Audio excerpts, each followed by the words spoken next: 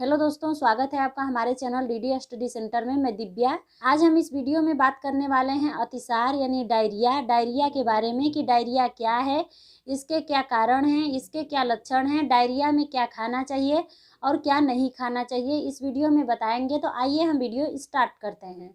सबसे पहले हम देखेंगे कि डायरिया क्या है। तो असामान्य रूप से पतले पानी मिले बिना मरोड़ के मल का बार बार बाहर आना ही अतिसार या फिर डायरिया कहलाता है।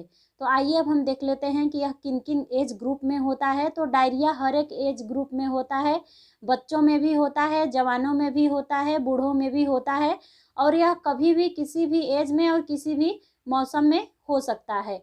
तो डायरिया एक कोई गंभीर बीमारी नहीं है, यह एक आम बीमारी है, यह कभी भी किसी को हो सकता है। आइए अब हम देख लेते हैं डायरिया होने के कारण कि डायरिया किन किन कारणों से होता है। तो इसके अनेकों कारण हैं। तो सबसे पहला कारण है एकाएक मौसम का चेंज होना। जब मौसम एकाएक बदलता है तो डायरिया होता है।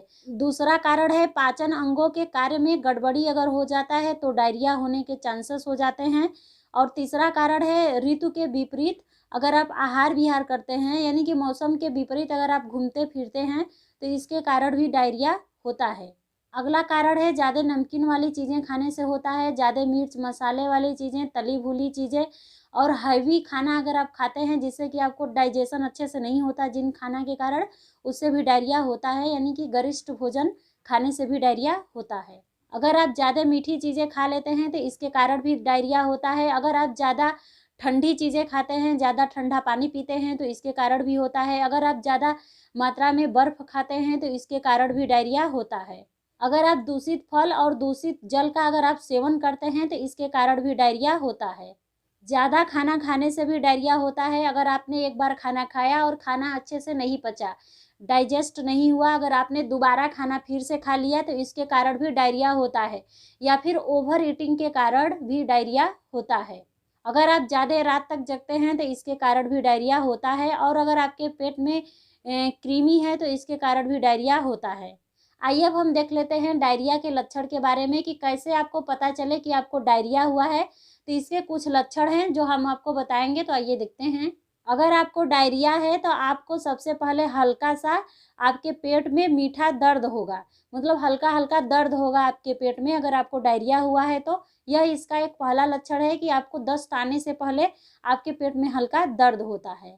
और दूसरा कारण है कभी थोड़ा गाढ़ा तो कभी पानी के समान पिचकारी की तरह तेजी से मल बाहर निकलता है, कि तेजी से स्पीड के साथ मल बाहर निकलता है। शरीर दुर्बलता महसूस करने लगता है, शरीर में कमजोरी जैसे लगने लगती है। और पेट में जब हम दबाते हैं तो पेट में दर्द होने लगता है और जीभ सूख जाती है। तो आइए अब हम देख लेते हैं कि डायरिया में क्या चीज़ें खानी चाहिए और क्या चीज़ें नहीं खानी चाहिए। तो सबसे पहले हम देखेंगे कि क्या चीज़ें खानी चाहिए। सबसे पहले आप ORS का घोल बना करके पी लें। यह क्या है? तो यह एक पाउडर की तरह होता है। आप मेडिकल शॉप पे जाएंगे तो आपको वहाँ पे मिल जाएगा। इसको पानी में घोल करके पीना होता है। अगर आपके पास ORS का घोल नहीं है तो आप उसकी जगह पे 1 गिलास पानी में 1 चम्मच चीनी और चुटकी भर नमक मिलाकर थोड़ी थोड़ी देर बाद आप पिएँ। इससे भी डायरिया में फ़ायदा होता है। आइए आगे और देख लेते हैं कि आपको क्या खाना चाहिए। तो भोजन में आप दही चावल या फिर खिचड़ी खा सकते हैं, इससे भी आपको फ़ायदा मिलता है। तो डायरिया में आप तीखी चीज़ें ना खाएं। तो दही और चावल एक तरह से सादा होता है, तो दही चावल खा सकते हैं और खिचड़ी बना करके खा सकते हैं जिसमें ज़्यादा मिर्च मसाले ना हो, मतलब सिंपल खिचड़ी आप बना करके खा सकते हैं, खिचड़ी यानी तहरी। और आप छाछ भी ले सकते हैं, अगर आपको छाछ पीने की इच्छा है तो आप छाछ भी पी सकते हैं। और आप क्या खा सकते हैं, चावल का धोवन आप पी सकते हैं। जब हम चावल को धोते हैं तो वाइट निकलता है, तो उसी को आप साफ करके पी सकते हैं। तो चावल का धोवन पी सकते हैं। मूंग या फिर आप मसूर दाल का सूप बना करके पी सकते हैं। इन दोनों में से जो भी दाल आपके पास उपलब्ध हो, मूंग या फिर मसूर की दाल का सूप बनाकर पिए, इससे भी आराम मिलता है। साबूदाना की आप खीर बना करके खा सकते हैं। और आप दोपहर के भोजन में लौकी का रायता, या फिर अगर आप लौकी का रायता नहीं खा सकते तो आप दही की लस्सी भी ले सकते हैं, इससे भी डायरिया में हेल्प मिलती है। तो आइए और चीज़ें देख लेते हैं कि और क्या खा सकते हैं। तो 1 कप दही में 1 केला मिला करके सुबह शाम दोपहर खाएं, इससे भी आपको आराम मिलेगा। दही और केला एक साथ खाएं, इससे भी आराम मिलेगा। नींबू का रस और मौसम्बी का रस और संतरे का रस भी आप ले सकते हैं। डायरिया में आप पका हुआ पपीता खा सकते हैं, गन्ने का रस ले सकते हैं, मीठे सेव खा सकते हैं यानी एप्पल खा सकते हैं, मीठे होने चाहिए खट्टे नहीं, तो मीठे वाले एप्पल सेव खा सकते हैं आप। और अगर आपके पास बेल का मुरब्बा है तो आप बेल का भी मुरब्बा खा सकते हैं। ये चीज़ें थी जिन्हें हमें खाना चाहिए, तो हमने आपको बता दिए। इसमें से जो भी आपके पास हो आप खा सकते हैं। ऐसा नहीं कि हमारे पास ये नहीं है तो हम खाएंगे नहीं, आपके पास इतनी सारी चीज़ों में से जो भी हो उसे आप ज़रूर खाएं। आइए अब हम देख लेते हैं कि हमें कौन सी चीज़ें ऐसी हैं जिन्हें नहीं खानी चाहिए। हमने तो ये जान लिया कि हमें क्या क्या खाना चाहिए, लेकिन हम कई बार ऐसा करते हैं कि हम ऐसी चीज़ें खा लेते हैं जिससे हमारा डायरिया और बढ़ जाता है, यानी हमें और भी नुकसान होता है। तो आइए हम देख लेते हैं कि आपको ऐसी क्या चीज़ें हैं जिसे नहीं खानी चाहिए। तो सबसे पहले आप क्या करें कि ज़्यादा मिर्च मसाले वाली चीज़ें ना खाएं, ज़्यादा तीखी चीज़ें ना खाएं, बासी खाना ना खाएं, इससे भी डायरिया ज़्यादा बढ़ता है और डायरिया होने का चांस भी ज़्यादा हो जाता है। तो ये सब चीज़ें ना खाएं और गेहूं से बनने वाली चीज़ों का ज़्यादा सेवन ना करें, खास तौर से डायरिया के दौरान तो बिल्कुल भी ना करें, यानी रोटी वाली चीज़ें ना खाएं। शराब, चाय, कॉफ़ी और दूध भी डायरिया के टाइम में ना पिएं। कुछ लोग ऐसे भी होते हैं अगर जो दूध पी लेते हैं उनको दूध नहीं पचता, डायरिया होने लगता है, तो उन लोगों को ध्यान में रखना चाहिए, ऐसे लोगों को नहीं पीना चाहिए दूध। और डायरिया के टाइम तो किसी को भी दूध नहीं पीना चाहिए, इससे डायरिया और बढ़ जाती है। आइए आगे और देख लेते हैं।